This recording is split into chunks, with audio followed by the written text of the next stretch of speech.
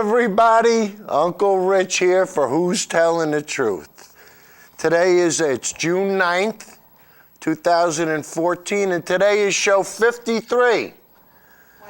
And the name of the show is Anti-Science. But in keeping with our new tradition, we're not going to talk about anti-science until the second half of the show, because the first half of the show we're going to dedicate to solarized Brookfield. And guys, today when it comes to solarized Brookfield, I want to talk about trickle-down economics. And you're going to say, Rich, what do you, trickle-down economics? Why does that sound so familiar? Well, I'm going to explain it to you in a little while. And then we're going to show you some clips. Guys, I tell you, I'm still rocking from these clips. They blew me away, and they're going to knock you off your feet. And this is called Solar Freaking Roads. And the reason I put the freaking in there is that's what the name of it is. But when you see this, you're going to go, wow. So that's what a solar freaking road. And guys, I'm telling you, when you see it, you're not going to believe it. And when you see the benefits that solar roads will provide, and I have to give a shout out to my buddy Sid Almedia, because Sid gave me a heads up on this about a year ago. And, back then it was just a little too new for me. Because, I like new technology, but you got to prove it to me first. And on tonight's show, we're going to show you proven technology with Ivanpah. We're going to go back and show you Ivanpah. And we're going to show you a new form of solarization for the desert, which is put out by EnviroMission. And it's a solar tower. And this solar tower is 2,600 feet high. When you see it, you're going to go, is this thing going to work?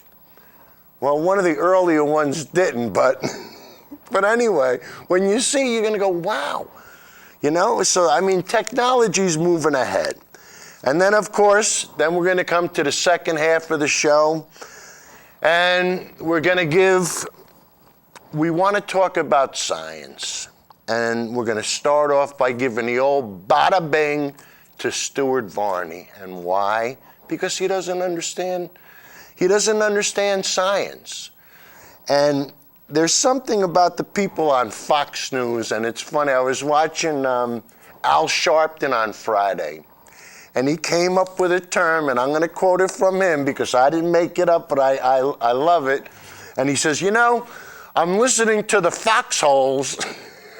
I go, foxholes? I said, that's terrific, because I've used foxtitudes, and I thought that was cute. But for now, anything just to give them the bada-bing. When somebody's a climate denier and they can't tell you the truth, you got to give them the business. It's that simple.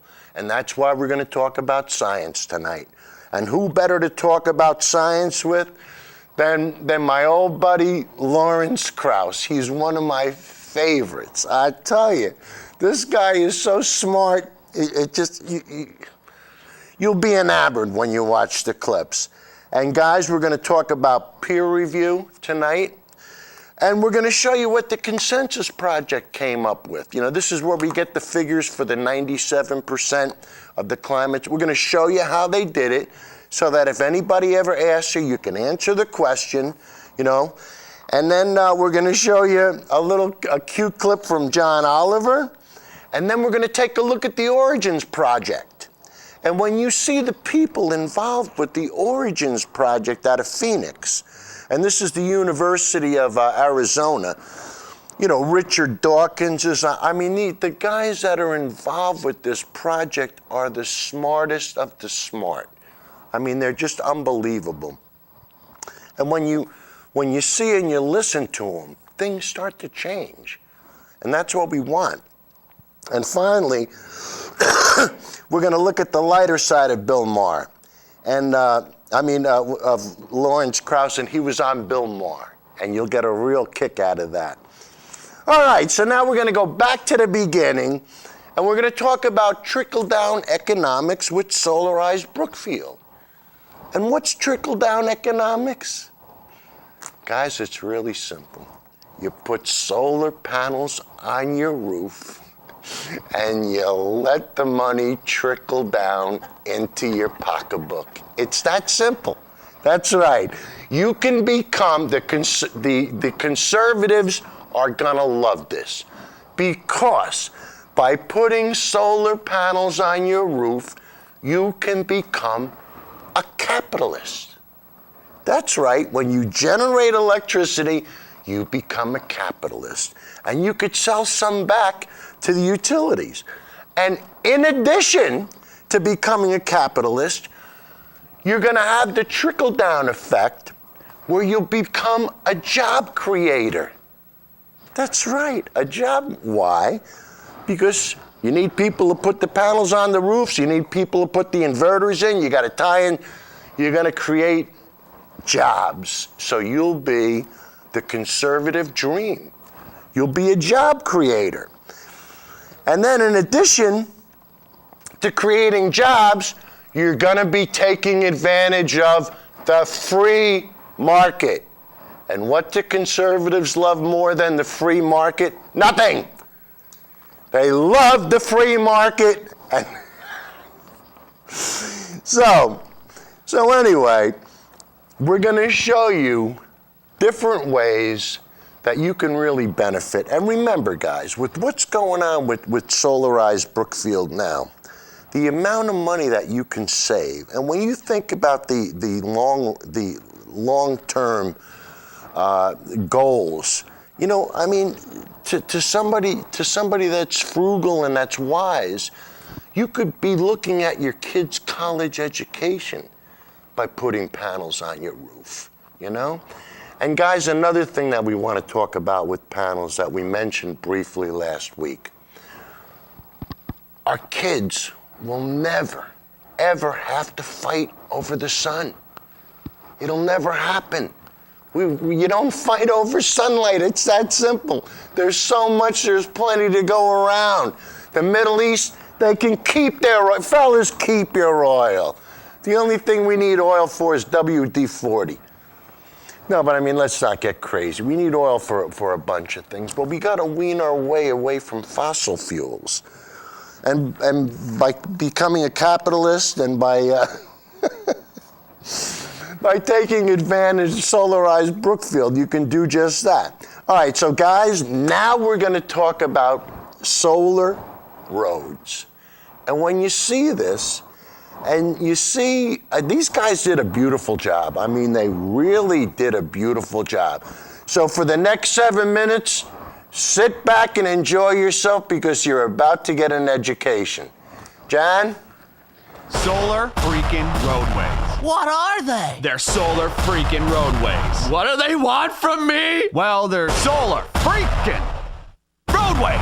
Okay, so actually this time, what is it? It's technology that replaces all roadways, parking lots, sidewalks, driveways, tarmacs, bike paths, and outdoor recreation surfaces with solar panels. And not just lifeless, boring solar panels, smart, microprocessing, interlocking, hexagonal solar units. No more useless asphalt and concrete just sitting there baking in the sun, needing to be repaved and filling with potholes that ruin your axle alignment on your sweet ride, bro. These are intelligent solar panels. Replaced a panel at a time if damaged or malfunctioning. They're covered with a new tempered glass material that has been designed and tested to meet all impact, load, and traction requirements. Oh, and did I mention that they're also solar panels? They generate electricity, they generate capital, they pay for themselves, and they keep paying more because we're not gonna run out of sun for like 15 billion years. That lowers the cost of energy, unlike those bills in the mail that keep going up. And it's clean energy. Everyone can theoretically drive an electric car with no pollution and a minimal carbon footprint. Can you imagine how good our cities would smell? How much healthier we'd all be? Excuse me, young man, am I being led to believe that this thing is some sort of thing? Yes, it's a thing, a real thing. And clean energy is only its primary function. Grab a notepad, because this is where it gets interesting. For those in the north, the panels use energy they collect to power elements to keep the surface temperature a few degrees above freezing. They're heated. No more ice and snow on roads causing traffic delays, accidents, and injury. No more shoveling your driveway and sidewalk. No salt corroding your car or wasting tax money on snow removal. And you can ride your bike or drive your motorcycle all year round. Whoa! Every panel has a series of LED lights on the circuit board that can be programmed to make lanescape designs, warning signs, parking lot configurations, whatever. These roads never have to have lanes repainted, just reprogrammed to whatever we choose or whatever works best. Imagine a highway road lighting up ahead of you. How much safer it would be to drive at night. There'd be improved visibility for pilots landing on solar landing strips. Imagine walking onto a solar recreation court and choosing a sports configuration. Want to play basketball? Cool. Kids want to play hopscotch and foursquare? Awesome. Ball hockey? Done. And with LED lights under your feet, it's gonna look like freaking Tron out there. But real, because this is the real world. Whoa. But these panels are also pressure sensitive, so they can detect when large debris like branches or boulders have fallen onto the road, or if an animal is crossing. It can warn drivers with LED text to slow down for an obstruction. I'm very, environmentally conscious. Good, because solar roadways use as much recycled material in their production as possible. Plus, the roadways have two channels that form what's called a cable corridor that runs concurrently with the roadways themselves. One part houses electrical cables, meaning power lines, data lines, fiber optics, and high-speed internet, which replaces the need for telephone poles and hanging wires that can be damaged during storms, causing power outages, or become extremely dangerous if severed either as fallen live wires or buried cables. The other channel captures and filters storm water and melted snow, moving them either to a treatment facility or treating them on-site, greatly decreasing the amount of pollution that enters our soil, lakes, rivers, and oceans. I'm kinda broke, bruh. Yeah, no kidding. The economy is in the toilet. Do you realize how many thousands of jobs this could create and sustain? Talk about a hypodermic adrenaline shot to the heart of the manufacturing and infrastructure sector. And it pays for itself. They're solar freaking roadways. I have concerns about the future. Is this thing even possible? I told you, yes. Solar roadway technology was invented by engineering couple Julie and Scott Broussard in 2006. Two of the sweetest people in the world who met when they were 3 and 4 years old. Listen to these two.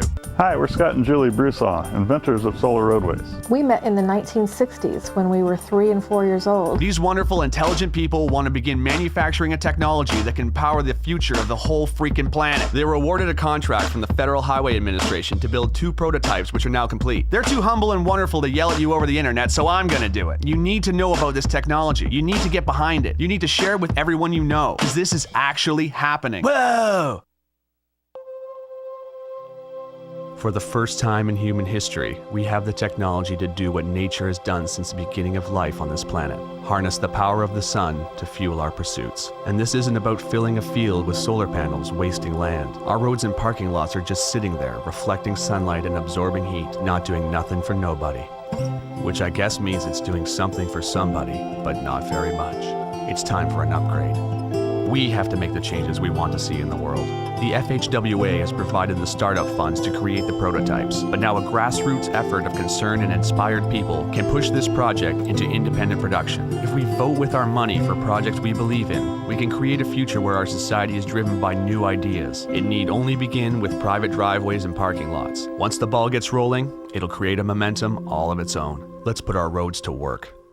Not to mention, it's finally gonna look like the freaking future out there! City streets, driveways, sidewalks, and schoolyards glowing with LED panels? Are you kidding? Imagine street festivals, imagine Mardi Gras, imagine the Movement Electronic Music Festival in downtown Detroit, but all the concrete and hard plaza has been replaced with pressure-sensitive panels with multicolored lights in them. I would lose my mind. And not to mention, they're freaking solar panels! It has been estimated that if all the roads in America were converted to solar roadways, the country would generate 3 times as much energy as it currently uses. Think about that. An abundance of clean energy.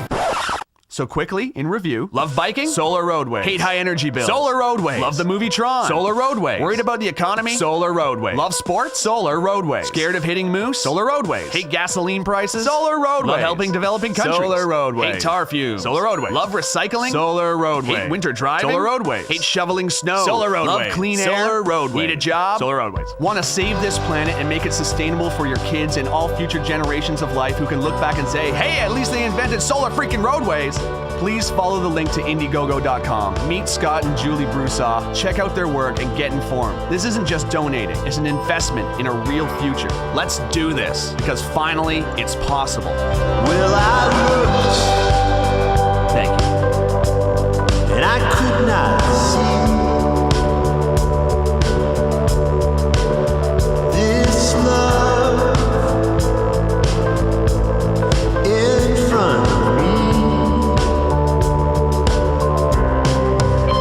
So I stopped, and I took my time, and I walked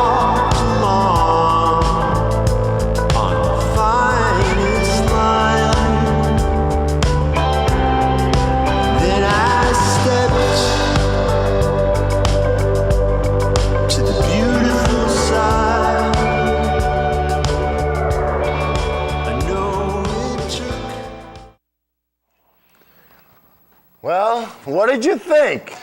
I told you it'd blow you away, didn't I? Think about the possibilities. Imagine the possibilities. Now, you're going to say, Rich, hey, anybody can come up with these ideas, but you got to prove it to us. And guys, I agree. We need validity in everything we do. And guess what? You couldn't get any more validity than if you were being funded by General Electric. That's right. General Electric is throwing his hat into the rink, and they're gonna fund these panels, and if things go well, use your imagination. So guys, let's see the next step. John, hit it.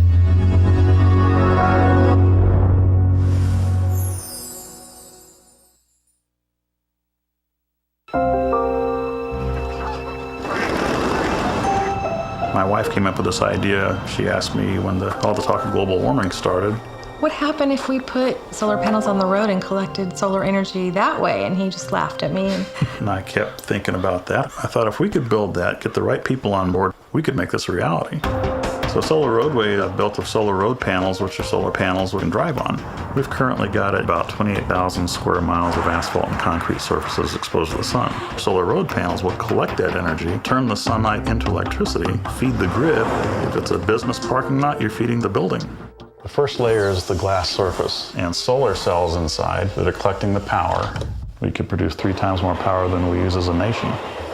That would eliminate the need for coal-fired power plant. This gas station stays open 24 hours a day. He says their monthly electric bill is $4,000.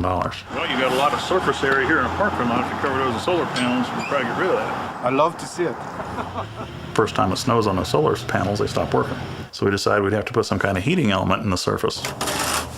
One of the things we want to do is put solar heated sidewalks to clear the snow so you don't have to do this, but also to generate electricity that can be fed back into your store. That sounds amazing. Amtrak is very excited about this. So what they want is to ensure that the platforms are kept snow-free, ice-free. But we also can't paint road lines on top of a solar panel. So then we thought, why not put some LEDs to illuminate the lines? This would be like driving in a video game or on a runway. So if something walks out onto the road, that could be a deer, it could be a kid on a bike, the road's intelligent enough to warn that driver to slow down. In America, we lose about $165 billion a year in productivity from people stuck in traffic jams due to road maintenance. We can very quickly come out and replace the damaged panels. I'm an electrical engineer, she's a counselor, we have no marketing skills at all. In the very beginning, about half the people seemed to think we're geniuses and half the people thought we're off our rockers. You would hear, you can't drive on glass. The first time it rains, you're gonna slip off. The hardness of glass actually falls between steel and stainless steel. It's not your window glass we're gonna build our parking lots and roads out of. Asphalt is petroleum-based, so the cost of road construction has gone through the roof, and they're looking for any kind of new paving material that can pay for itself. Our system does. It would also create an infrastructure for electric vehicles. I can find a rest area, pull in there and recharge, and I now have the same range as an internal combustion engine. Would it generate enough electricity to be able to recharge vehicles? You got so much area here that's exposed to the sun. We're not afraid to try something different. It would take about 5 billion 12-foot by 12-foot panels to cover the roads in the U.S. That's a lot of manufacturing. That's a lot of jobs. We should all care about our planet. We can't cure global warming just doing something in this country. What better way of rebuilding the world economy than making something that will also help the environment?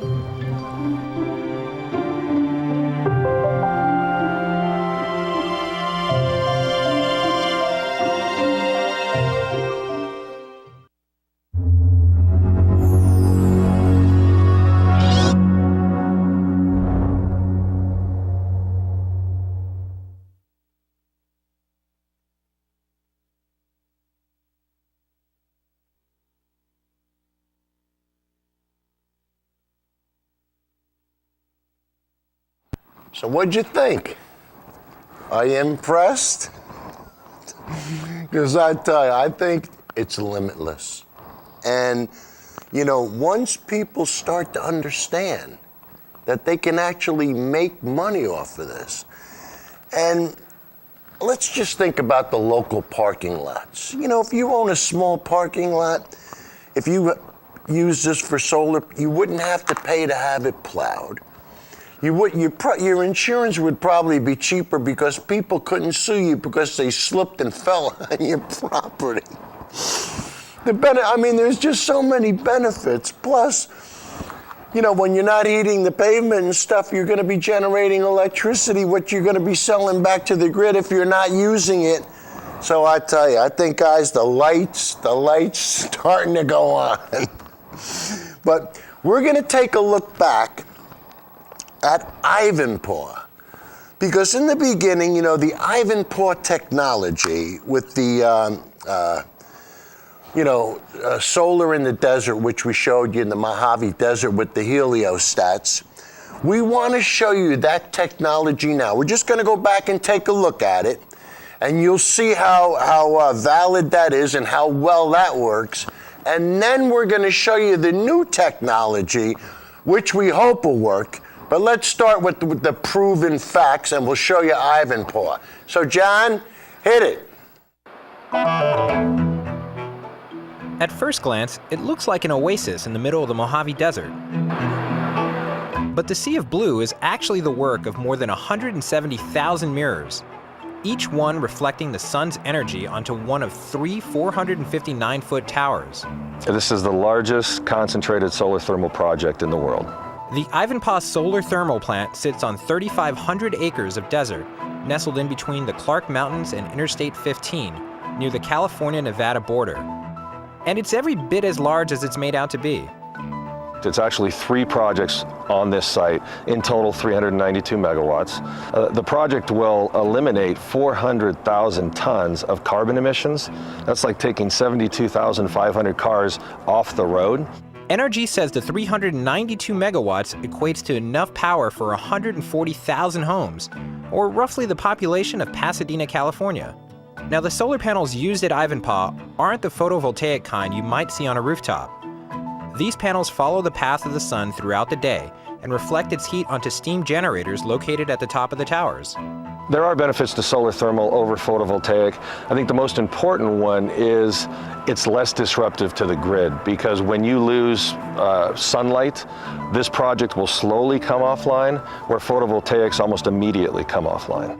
A big project like Ivanpah comes with a hefty price tag, $2 billion. And it got a sizable assist from the federal government to make it work. So the way this project was financed, because it's an innovative technology, it would have been very difficult to obtain bank debt. So the project received a $1.6 billion DOE loan guarantee. And if it weren't for that loan guarantee, we wouldn't be standing here today celebrating the Ivanpah project. While Ivanpah is currently the biggest solar project in terms of energy output, it's not likely to hold that title for long. Mid-American Solar is currently working on a solar plant that will output nearly 1.5 times the 392 megawatts that Ivanpah generates. Jason Sanchez, CNN Money, Ivanpah, California. Guys, did you see that guy talked about a loan guarantee? He said, this wouldn't be possible unless we had a loan guarantee. And they got the loan guarantee from the government. And guess what fund the loan guarantee came from? The 1705 fund. Guess what else came from the 1705 fund? Solyndra! So you got one failure, you got one hit, and you got one miss. But will you ever hear that from Fox? Oops, I forgot, we're still in the nice part of the show. But guys, that's where the money came from, and some of that money from the 1705 fund also went to Tesla Motors, and it went to a lot of wind farms, all right? But now, we're gonna show you something else that is really not proven technology, but we want to expose you to it. You'll get an idea how it works, and we just have to keep our eye on it, because remember, when we first started looking at Ivanpah, We didn't know if that was going to work, and now it's kicking butt. So we got to, you know, before we say anything, you got to put the proof is in the pudding. So they got to build this thing, and we got to make sure everything, but we'll stay on top of it, and we'll keep you posted. But let's take a look, and you'll get an idea, and you make the judgment. You see if you think this is going to work and be viable. John? I'm Megan Murphy for the Huffington Post. The Arizona desert is about to host a massive solar energy project. But instead of the solar panels you might be picturing, this project is a little more vertical. The design is called a solar tower or a solar chimney. An Australian company called EnviroMission is set to start selling electricity from its giant tower by early 2015. It'll produce enough electricity to power 150,000 homes and will cost more than $700 million to build. The tower relies on a simple principle of physics. Hot air rises. Rather than capture the sun's rays directly in a solar panel, this tower just needs the heat. In an interview on Gizmag, the company's director explains how it works. Around the base of the tower, at about 80 metres out from the tower base itself, are situated 32 massive turbines. The sun beats down on the roof, warms the air runs towards the centre, through the turbines and up and out of the tower. Once this plant is built, it just runs. It costs nothing to run.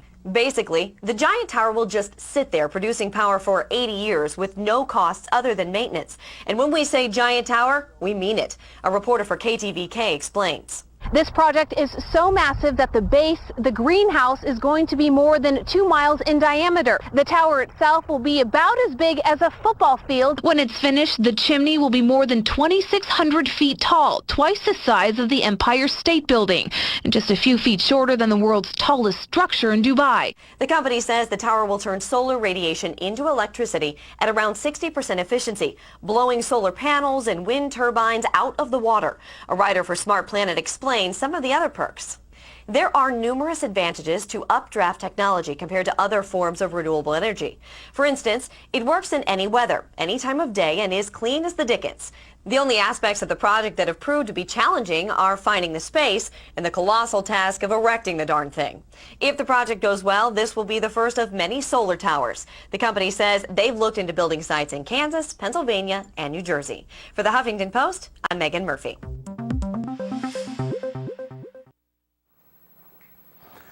Okay, guys, we were hoping to show you a still. John, you sure it's not there? No. Okay. But there was a still they built one of these towers, solar tower, in Spain. And it was up and running, and it produced electricity. But it fell over. Hey, I swear it did. It fell over. So, I mean, you could see the problems they're going to be faced with, but at least we told you. And the company that produces the EnviroMission is a penny stock. I think it's 6 cents a share. So if that tells you anything, you know, I wouldn't be putting the mortgage money into this company. But at least you saw it. And if somebody says something to you, say, oh yeah, I'm familiar with that technology, you know? And it's all about education here. The more we learn, the more we know. That's why we surround ourselves with the question marks. You know, when somebody says something, what's the one thing you always want to say? You know, where are you getting your information from? Who told you that? What are your sources? You know, when you say to somebody, what are your sources? You back them right up. All right, so that was a nice portion of the show. Now we're gonna come in with our dividing line, which is the John Lennon clip, and then after that, seeing things from tight-lipped condescending mama's little chauvinist. All I want is the truth. Just give me some truth now. I've had enough of watching scenes with schizophrenic, egocentric, paranoid prima donnas. All I want is the truth now. Just give me some truth. No short head, yellow belly, son of tricky dick is gonna mother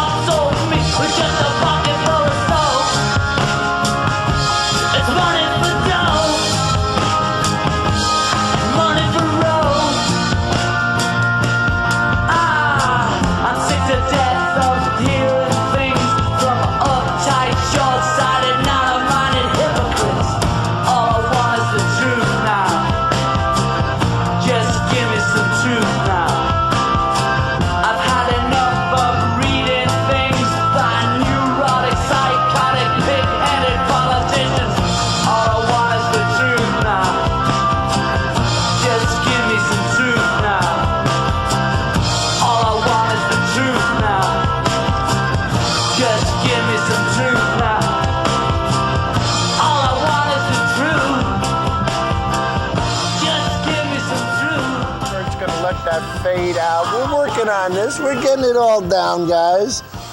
But, you know, speaking of prima donnas, the next clip, we're going to show you Stuart Varney, the prima donna from Fox, who is a climate denier. This guy is the epitome of evil. And I mean, he's a foreigner, he's a fraud, he's a joke. He's one of these big fat white guys that doesn't know his ass from a hole in the wall, and I'm not afraid to say it. And I tell you, once you watch the clip, watch how he embarrasses himself and he doesn't know what he's talking about. And when we come back, I'm going to give him more to BATTA-BING. So, John, hit it. I think the science is very clear in global warming. What these statements are, we'll go down the path and see what happens in peer-reviewed studies. Those are the key words here, Stuart.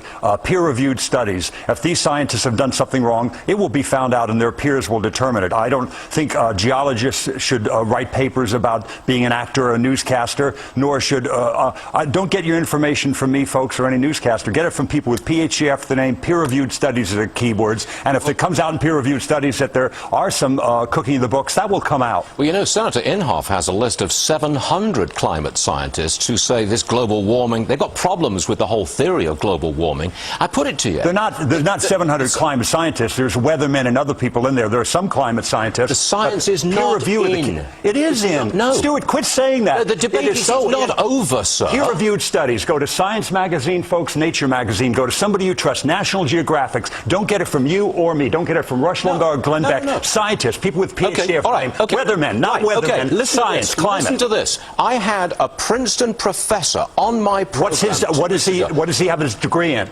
Look, he's a physicist. Okay, a physicist? He's a Princeton professor. I want people who are PhDs in climate science. Who's questioned the whole point. Scientist isn't going to tell you the difference between a quark and a boson. He's not going to tell you So that. there's no question whatsoever. Absolutely, no question in your mind. You can be skeptical. Right. The debate is skeptical, over. But not denial. You guys are over. The debate is over. On global warming, the debate is very clear. It's out there in the scientific community. Read peer-reviewed studies. Peer-reviewed. That's all you need to do. Don't get it from you or me. Guys, this is the one thing that we talk about so often when confronting a climate denier. What you want to do is just look them right in the eye and just simply say, what do the climate scientists publishing peer-reviewed studies, what have they concluded about global warming? That's it. We don't care about anybody else. We don't care if you're a physicist. We don't care what you do. If you're not a climate scientist, don't talk to me about climate. It would be like trying to go get your car fixed at the dentist. What are you, stupid? You can't mix these professions.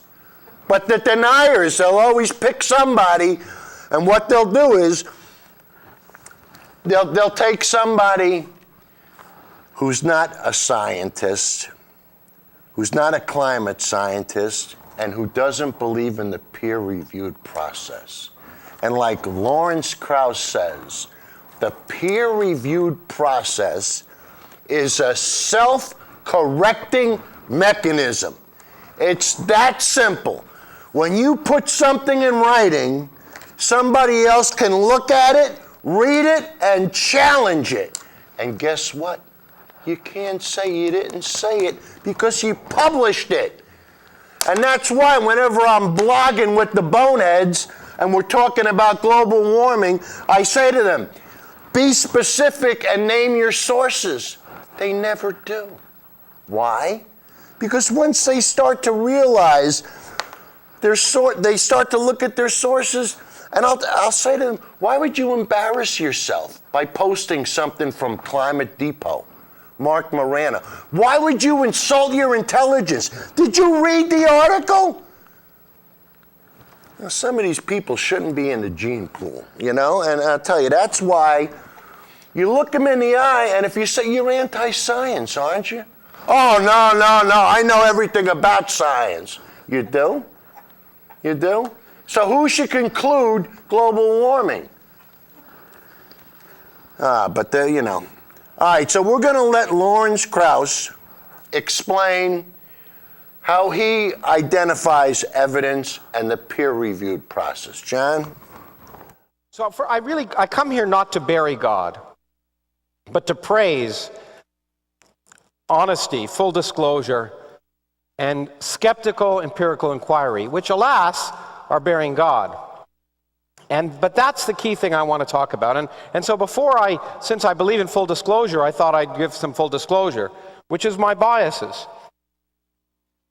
What really matters to me is the ethics of science, open questioning, the fact that there are no scientific authorities, that we believe in honesty, transparency, reliance on evidence, peer review, and testability. All of these, I believe, make the world a better place.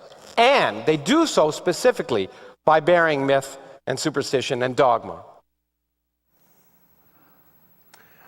All right. Now, guys, we're talking about full disclosure. And, a lot of times we use this figure, 97% of the climate scientists publishing peer-reviewed studies agree that global warming is happening. And you say, well, Rich, where are you getting that figure from? Well, with the next clip, we're going to show you, and just pay close attention to the way they did the study so that nobody can question it. And I mean, they did one of those nexus searches where they just asked, they retrieved the data, all computer driven.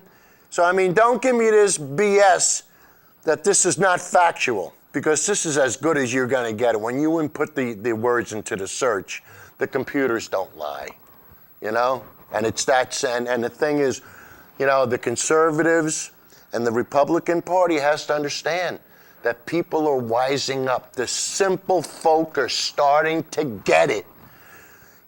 People can look at a thermometer and they can say, hey, wait a minute.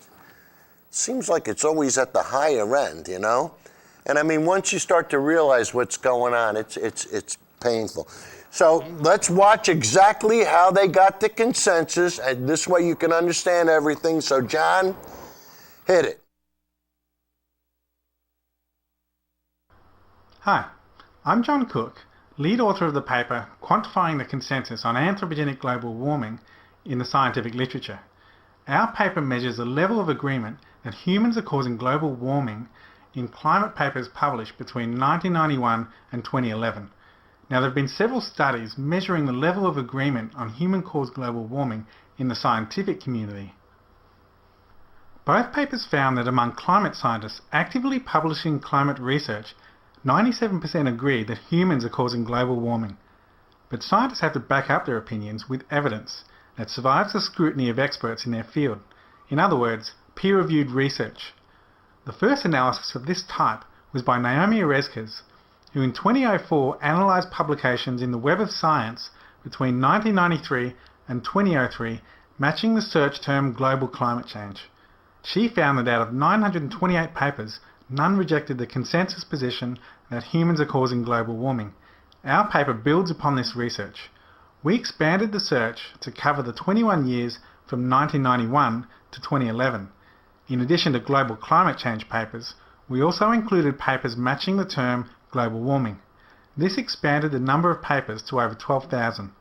We also divided Oreskes' 6 categories into 2 sets: the type of research and the level of endorsement of human-caused global warming.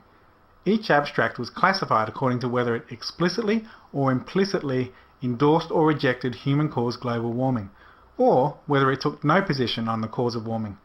Out of the 12,000 papers, we identified just over 4,000 stating a position on human-caused global warming. Among these 4,000 papers, 97.1% endorsed the consensus position that humans are causing global warming. In the second phase of our study, we asked the scientists who authored the studies to rate their own papers. 1,200 scientists responded to our invitation, so that just over 2,000 papers in total received a self-rating. Among the papers that were self-rated as stating a position on human-caused warming, 97.2% endorsed the consensus. These results are strikingly consistent with previous surveys. Between 1991 and 2011, the percentage of endorsements among papers expressing a position on human-caused global warming marginally increased over time. In the abstract ratings, the consensus grew at a rate of 0.1% per year. In the self-ratings, it grew by 0.35% per year, in both cases reaching about 98% consensus in 2011. However, there is a significant gap between public perception and the actual 97% consensus. When a US representative sample was asked how many scientists agree that humans are causing global warming, the average answer was around 50%. This misperception has real-world consequences. When people correctly understand that the scientists agree, they're more likely to support policy that mitigates climate change. So this consensus gap is directly linked to the lack of public support for climate action. This underscores the importance of clearly communicating the consensus and closing the consensus gap. Guys, the consensus is overwhelming and conclusive. Any questions? And I mean, that's all. That's the only. What else? The science is settled. You know, I mean, you could raise doubt about anything, but the science is settled. Now it's time to start doing something.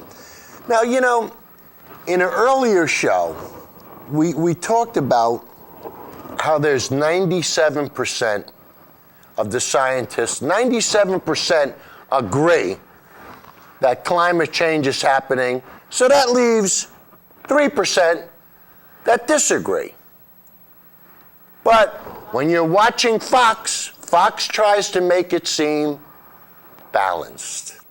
So you got 97% here, you got 3% here, and Fox tries to make it balanced. Now guys, we did this about a half a year ago, so I want to get credit for this first. But watch what John Oliver did on his show to explain the difference between the climate scientists and the deniers. John, hit. That doesn't matter. You don't need people's opinions on a fact. You might as well have a poll asking which number is bigger, 15 or 5. Or do owls exist? Or are there hats? The debate on climate change should not be whether or not it exists, it's what we should do about it. There is a mountain of research on this topic. Global temperatures are rising, heat waves are becoming more common, sea surface temperatures are also rising, glaciers are melting, and of course no climate report is complete without the obligatory photo of a polar bear balancing on a piece of ice. The only accurate way to report that 1 out of 4 Americans are skeptical of global warming is to say, a poll finds that 1 out of 4 Americans are wrong about something. Because a survey of thousands of scientific papers that took a position on climate change found that 97% endorsed the position that humans are causing global warming. And I think I know why people still think this issue is open to debate, because on TV, it is. And it's always one person for, one person against. And it's usually the same person for. Bill Nye and Marsha Blackburn, welcome both of you to Meet the Press. Bill Nye joins us now, along with climate change skeptic Mark Morano. Joining me now to go head-to-head, Bill Nye, science educator and CEO of the Planetary Society. In the crossfire, Bill Nye, the science guy. Bill Nye, the science guy who believes in man-made global warming. Yeah, that's right. More often than not, it's Bill Nye, the science guy, versus some dude. And when you look at the screen, it's 50-50, which is inherently misleading. If there has to be a debate about the reality of climate change, and there doesn't, then there is only one mathematically fair way to do it. Last Week Tonight presents a statistically representative climate change debate. Good evening. Joining me tonight, a climate change denier and, naturally, Bill Nye science guy. Bill.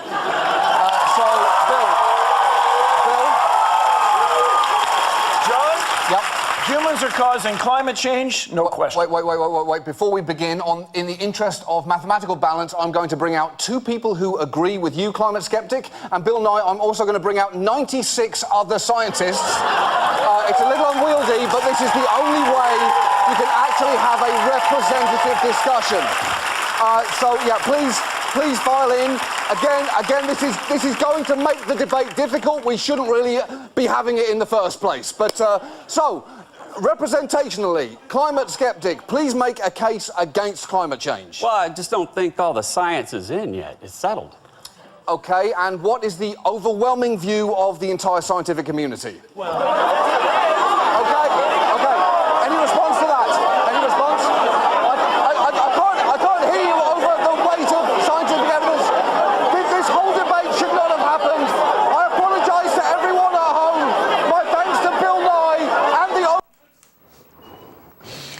Guys, we would have done the same thing here, but we couldn't fit 97 scientists in it. Hey, maybe, maybe I could say something about copyright infringement. Hey, I'm just glad that's the way you have to do it. I mean, it is so unbalanced, it's ridiculous.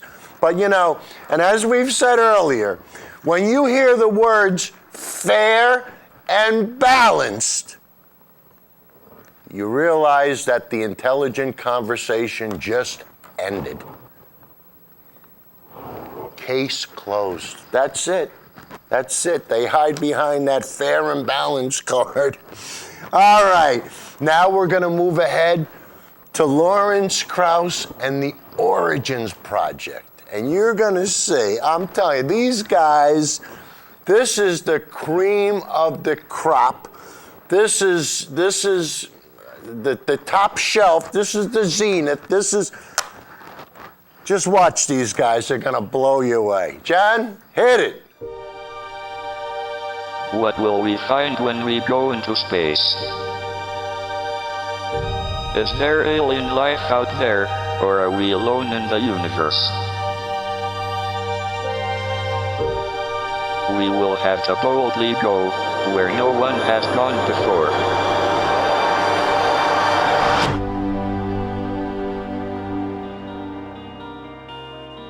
Welcome to the Origins Project at ASU. I'm Lawrence Krauss.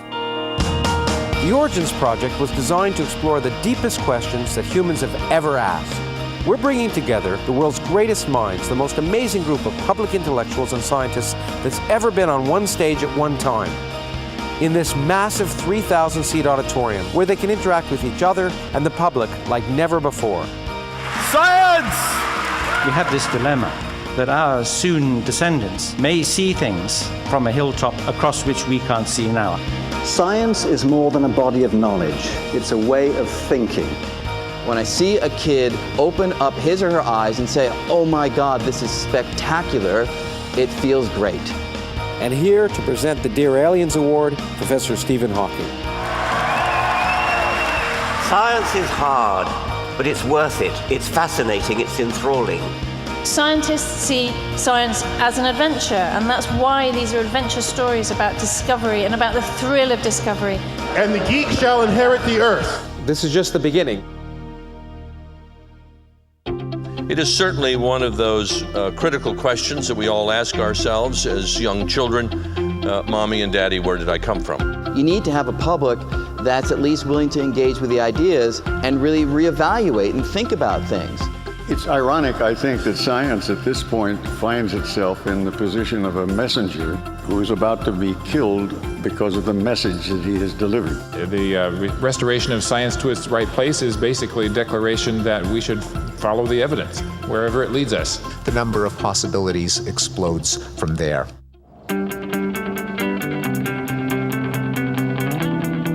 How would you respond? So people say, look, we don't understand the origin of life on Earth, therefore, God must have done it. Even theologians don't buy that. I mean, it's what they call a God of the gaps argument. Before Darwin came along, the whole of life was one big gap. I mean, the beauty of what Darwin did was to show how you can get godlike things, I mean, complicated things like human brains, starting from almost nothing.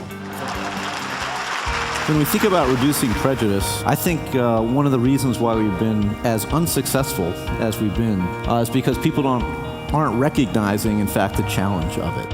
Other species maybe are required to think of their in-group as the people who are most closely related to them, but we don't have to think that way. The idea of size, sometimes it's a big person, darker skin, the threat mechanism kicks in because of the otherness. I think we need to use science and empirical knowledge to help us overcome ourselves. Over the weekend in Beijing, air pollution was literally off the charts. I'm concerned that unless there's a dramatic turnaround, I think we're in terrible, terrible trouble. We're entering a CO2 trap. The estimates are that if we stay on business as usual, we could lose as many as 20 to 50% of the species on the planet. This is a very big problem. It's much bigger than whether or not you take the bus. What's more important is to actually understand this and help spread the word about it. The future isn't something that happens to you. The future is something that you build. Conjuring is the only absolutely honest profession. The conjurer promises to deceive and does. If you thought what I was doing was real a few minutes ago, that wouldn't be a magic trick. That would be religion. The insidious thing about dissonance reduction is that it's actually an unconscious mechanism that allows us to lie to ourselves to preserve our opinion of ourselves. Now, in this country, this is a month. A preacher or a politician taking a strong stand against homosexuality gets outed, whether it's in a men's room in the Minneapolis airport. The part of the universe that we've been dealing with for millennia is actually a small part of a much larger whole, a multiverse. The goal is to arrive at those elementary laws of nature from which the cosmos can be built up by pure deduction. With the Higgs, we think connect all of the phenomena at the big scale and the small scale. And I think as we continue to learn about the nature of the dark sector of the universe, 95% of the universe, it's hard to imagine that there aren't going to be a lot of details in the dark sector that we can't even imagine. And it's wonderful to see how science progresses that way. The confusion that we're all living in now, 20 years from now, will just seem obvious. Entertainment is not a bad word. What is really spectacular is when you can take high-level science and apply storytelling. All you have to look at is what is going on in this stage tonight. This is entertainment. I think fun and entertainment are overrated.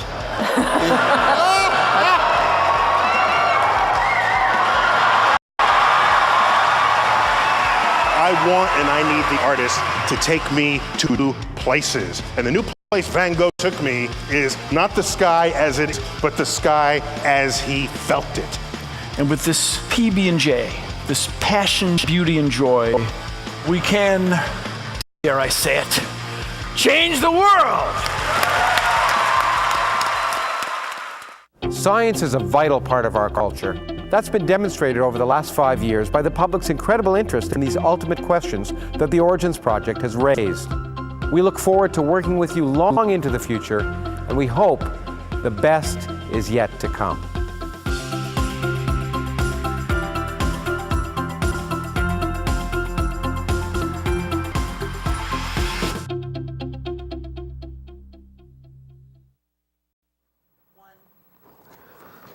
Science!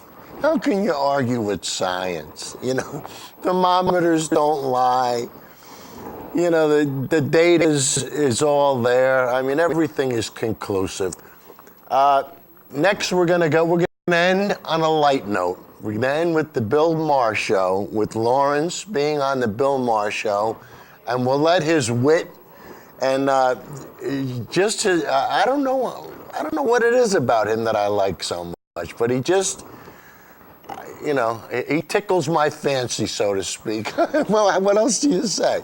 So, John, hit us with the next one. That was out. This called, and the cover was, this is the last one, right? Heaven. No, it isn't the last one. Close to the last It one. would have been the last one if you'd had your way. I know. I really objected to this. Offensive I thought, I know, we had a Twitter fight. I wrote, Newsweek has Heaven is Real on the cover. If this is what it takes to stay in business, just stop. Better dead than sad. Yeah. And you wrote back, tweeted back, fortunately for you, Bill Maher, hell is real too. But I have to say... And by the way, just for you, today we posted a piece on the Daily Beast about afterlife as hell, because not many people seem to go to hell when they have these afterlife experiences, but some do. Well, I'm going to get you in on this in a second, but just to catch what on this. This is a doctor. He was a neurosurgeon. Correct. Not a neuroscientist. Okay, big difference. He had a meningitis-induced coma. So he was out, and he said while he was out, he had a near-death experience. Let me read some of what he said happened in his book, Heaven is Real, that you printed here. He said, I was a speck on a beautiful butterfly wing. Millions of other butterflies around us. We were flying through blooming flowers. Newspaper taxis appeared on the shore. You are a Rocking horse people were eating marshmallow pies. The girl had kaleidoscope eyes. Okay, I was mixing those two. But the first part is what he said, and this is why this bothers me so much. Because Doc, please help me out. Well, look, I mean, it is ridiculous. The point is that, so you're deprived of oxygen, and what are you going to do? I mean, you may have had similar experiences in other cases where has been changed. He does. Most Friday nights. And the point is, why, the problem with making, the problem with journalism and science like that is that you're trying to make two sides to every story. But the thing about science is, most often, one side is wrong. Right. With science, most often one side is wrong. It's that simple. There's not two sides to the story, like Fox wants you to think. The debate's over. The science is settled. Let's start to move on. Let's stop this nonsense, Let's start to get on the science bandwagon instead of the anti-science bandwagon. Guys, tomorrow up in Brookfield, there's a meeting. You gotta go. Take care. I forgot.